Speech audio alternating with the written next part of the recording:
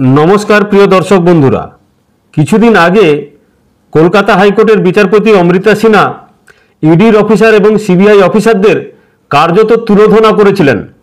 তিনি বারবার জানতে চেয়েছিলেন যে অভিষেকের সংস্থা লিপস অ্যান্ড বাউন্ডস সেই সংস্থার ইনকামটা কি, ইনকাম কোথায়। শুধু তো বিভিন্ন রকমের সম্পত্তি অ্যাটাচমেন্ট চলছে এবং যে টাকার সম্পত্তি অ্যাটাচমেন্ট হয়েছে বা উদ্ধার করা গেছে সেই টাকাটাও ভীষণ তার পরিমাণ কম। তাহলে এই লিপস অ্যান্ড বাউন্ডসের যে কোম্পানি সে কোম্পানির কি করে, তার কাজ কি, কোথা থেকে সে টাকা ইনকাম করে। ইডির দিল্লি জোনাল অফিস এই ব্যাপারে 2019 সালে একটি খবর করেছিল। প্রায় 10 কোটি 29 লক্ষ টাকা তারা তৃণমূল কংগ্রেস পার্টিকে দিয়েছিল। কেন দিয়েছিল? কারণ বিভিন্ন সময়ে যে সমস্ত হেভিওয়েট নেতা নেত্রীরা তারা বিভিন্ন জায়গায় প্রচার করেছিল সেই প্রচারের জন্য হেলিকপ্টার ইউজ করা হয়েছিল। আর সেই জন্য অভিষেক ব্যানার্জি থেকে শুরু করে নুসরত জাহান এবং আরও অনেকের জন্য তারা টাকা দিয়েছিল। শুধু তাই নয়, এইবারে আবার নতুন একটি মামলা করা হলো অ্যালকেমিস্টের যে হেড কেডি সিং এর বিরুদ্ধে। মনে করা হচ্ছে এই কেডি সিং অ্যালকেমিস্টের জন্য বাজার থেকে যে টাকা সংগ্রহ করেছিল তার বেশ কিছু টাকা ওই লিপস অ্যান্ড বাউন্ডসে হয়তো ইনভেস্ট করা হয়েছে।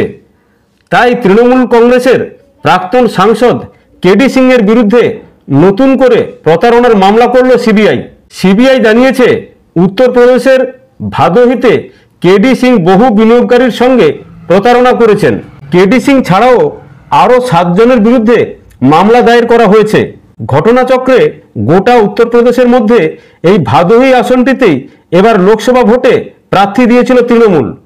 কেডি সিং এর বিরুদ্ধে তদন্তকারী সংস্থার অভিযোগ 2009 সালে তিনি অ্যালকেমিস্ট ইনফ্রা রিয়েলিটি ও অ্যালকেমিস্ট টাউনশিপ লিমিটেড নামে দুটি সংস্থা তৈরি করেন। সংস্থাগুলি প্রতিশ্রুতির মাধ্যমে জনগণের থেকে বিনিয়োগ আহ্বান করে। বিনিয়োগকারীরা জমির প্লট পাবেন এবং বার্ষিক 18% হারে সুদ পাবেন বলে প্রতিশ্রুতি দেওয়া হয়েছিল।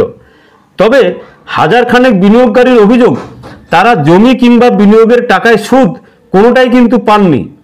সিবিআই এর এফআইআরে বলা হয়েছে বিনিয়োগকারীরা সংস্থার আধিকারিকদের কাছে এ নিয়ে অভিযোগ করেছিলেন, কিন্তু 2018 সালে সংস্থাগুলি বন্ধ হয়ে যায়, ফলে তদন্ত আর এগোয়নি। সিবিআই এর এফআইআর 2020 সালে ভাদোহি পুলিশের এফআইআরের উপর ভিত্তি করেই করা। আদালতের আদেশের পর যা দায়ের করা হয়েছিল সেই সময় বিনিয়োগকারীদের অভিযোগ ছিল তারা ভাদোহি থানায় বারবার গেলেও এফআইআর করা হয়নি। শেষ পর্যন্ত আদালতের দরজায় পৌঁছেছিলেন ওই সমস্ত বিনিয়োগকারীরা। কেডি সিং এর সংস্থা দুটির বিরুদ্ধে উত্তরপ্রদেশে এই নিয়ে দ্বিতীয়বার এফআইআর করল সিবিআই। এর আগে 2022 সালে আজমগড় পুলিশের এফআইআরের ওপর ভিত্তি করে কেডি সিং এবং তার ছেলের বিরুদ্ধে মামলা করে এই তদন্তকারী সংস্থাটি। সেই সময় সিবিআই অভিযোগ করে কেডি সিং এর সংস্থাগুলি বিনিয়োগকারীদের 10 গুণ অর্থ ফেরত দেওয়ার প্রতিশ্রুতি দিয়েছিল, কিন্তু বাস্তবে কেউই সেই টাকা পাননি। একই ধরনের অভিযোগ নিয়ে কেডি সিং এর সংস্থার বিরুদ্ধে আগে থেকেই তদন্ত করছে আর একটি কেন্দ্রীয় তদন্তকারী সংস্থা ইডি। 2018 সালে কলকাতা পুলিশের করা এফআইআরের ওপর ভিত্তি করে ইডি কেডি সিং এবং তার পুত্র করণদীপ সিং ছাড়াও alchemist group, alchemist township India limited, alchemist holdings লিমিটেডের মতো সংস্থাগুলির বিরুদ্ধে বিনিয়োগকারীদের প্রতারণার অভিযোগে তদন্ত শুরু করেছিল। এখন মনে করা হচ্ছে কেডি সিং অ্যালকেমিস্টের মাধ্যমে যে টাকা তুলেছিলেন তার বেশিরভাগ টাকাই হয়তো অভিষেক ব্যানার্জির সংস্থা লিপস অ্যান্ড বাউন্ডসের মধ্যে গিয়েছে। সময়ের সঙ্গে সঙ্গে সেই খবরটি আরও পরিষ্কার হবে। খবরের সঙ্গে থাকবেন, ভালো থাকবেন। ভালো লাগলে চ্যানেলটিকে লাইক, সাবস্ক্রাইব, কমেন্ট করবেন। ধন্যবাদ, নমস্কার।